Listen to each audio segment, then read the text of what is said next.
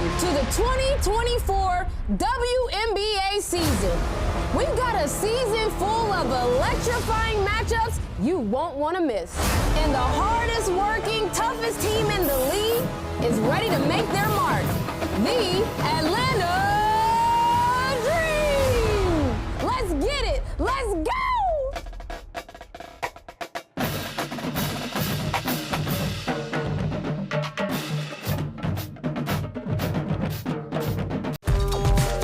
Here at the Seattle Storm, some things never change. On Wednesdays, we wear green. Get in, Hooper. The season's coming. On December 18th, they asked me what day it was.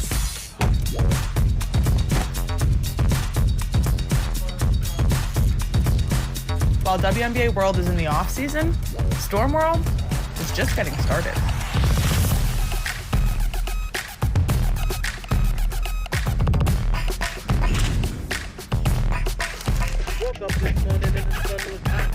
Hey, the song's so fetch.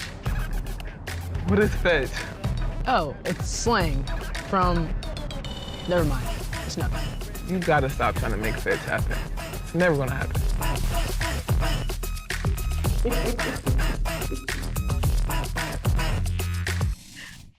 Oh, man. So many of these were so good. Subria Whitaker, founder of Grow the Game. So happy to have you here with us to break down these schedule releases. The WNBA surprised us this week with a lot, but let's start with these schedule releases because they were so exciting. And I know you come with some grades for us. I know them. Let's take a look at your grades because my favorite was the Atlanta Dream, but you had the Storm topping your list of the best. So we played those two. Both are really, really great for different reasons. So why don't you give us your take on those and your grading scale and how you kind of got to where you are with some of the other releases? Of course. So I love Atlanta and the way that they embrace their culture and their market. Last year, they had a great video. This year, they had a great video. But the Seattle Storm had a video. They had promotions for their apparel. They had a schedule, like a graphic schedule release that looked like the burn book in Mean Girls. And their social media team created graphics for every single team that involved a lot of thinking and a little bit of shade. So I have to give it to Seattle just because they had such a comprehensive strategy that included 4 elements, whereas most teams only did a video or some only did photos and then some did both, but they really, really nailed it with the Mean Girls theme. Okay, yeah, I mean, I loved it. I was like, oh my gosh, Mean Girls, like this is really, really, really good.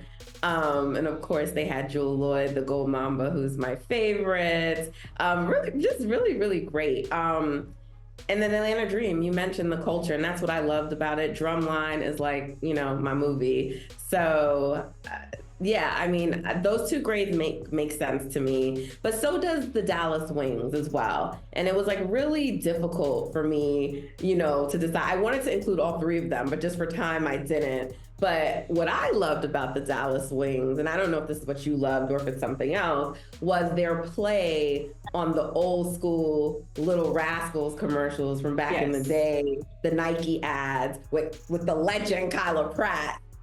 So I thought this was so dynamic how they kind of replicated this. Yes, it was really close between Dallas and Atlanta.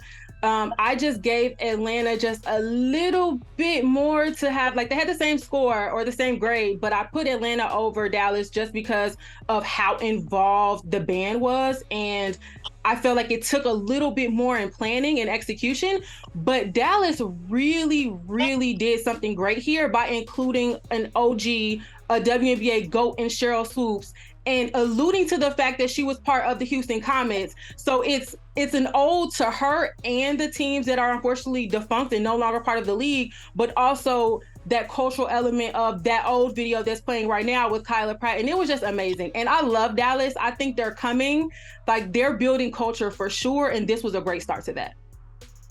Yeah, and it gives you a lot of history in the videos, like with Cheryl Swoop. They called her the GOAT. I love that. There was just so much historical context in this, and a really good learning moment for anyone who's new to the W. Okay, let's bring some of these grades back up again, because let's just maybe pick out a few teams and let's work through your grading system a little bit.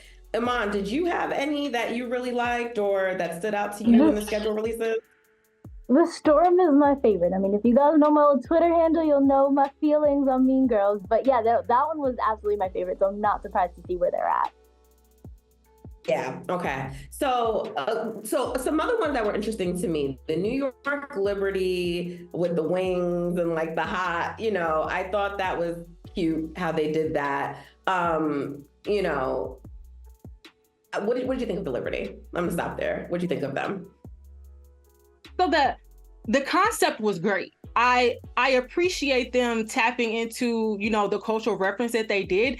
However, the video seemed to be more appropriate for in-game content. And if it were going to be about the schedule release, I would have liked them to maybe have Breanna Stewart guess like which matchup based on the hot sauce. Like, oh, this one is spicy, so it must be the Aces. Or, this one's not too great, it must be the Lynx, right? So I would have liked to see that. They get a little bit more points though, because they did, get spicy in the concept of if a team is hot or not.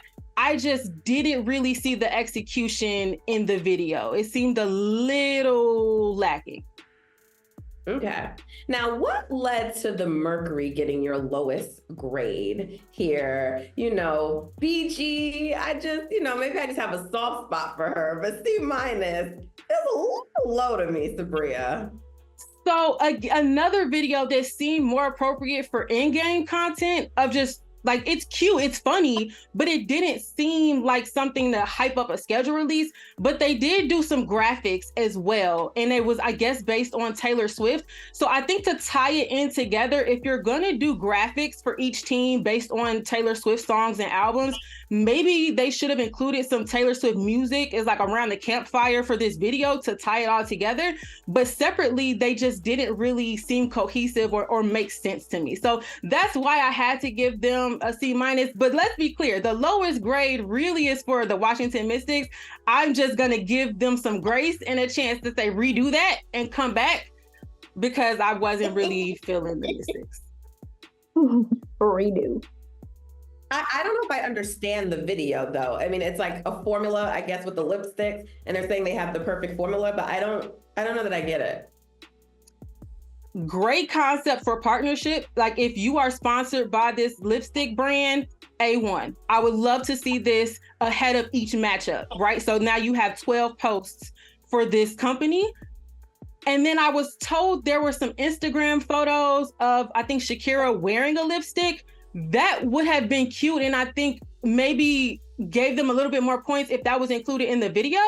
So again, great concept, especially for a partnership activation. I just didn't see it for a release. It seems a little bit similar to New York Liberty's last year campaign with the nail shop. So. Okay.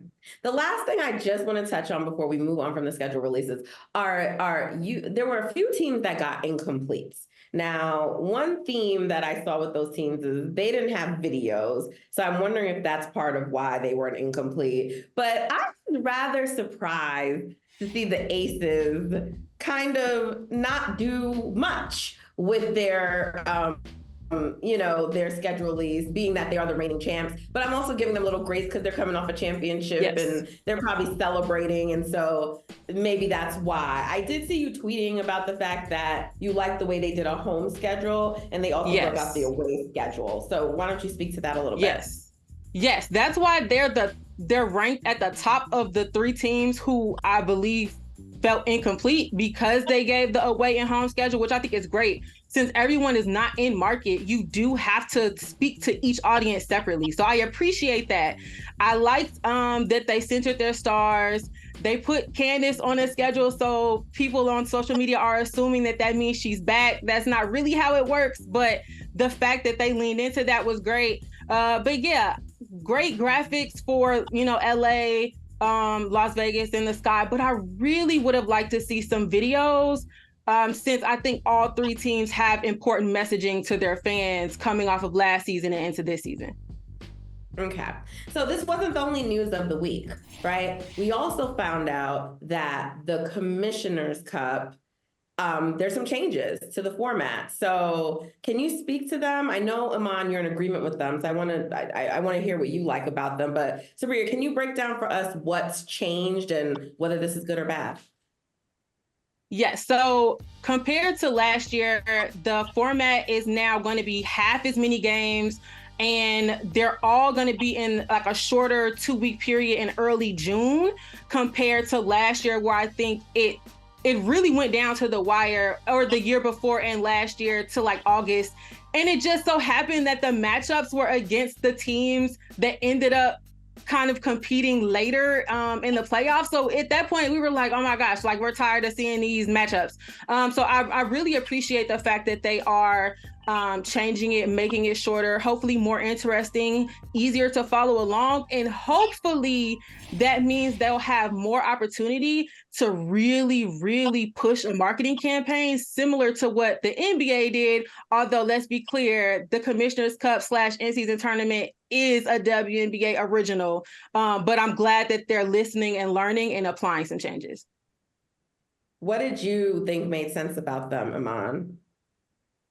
I think Subria hit on a lot of the points. For one, I thought it was a little bit too confusing to follow last year. I think having them all set in June, it's, one game against each team in your conference just makes it make sense, right? Like, yes. The NBA has it in just, the NBA also, I think, made it a little too confusing this year. The Tuesdays, the Fridays, yes. It was a little confusing. The courts changing for every single team made it make a little bit more sense.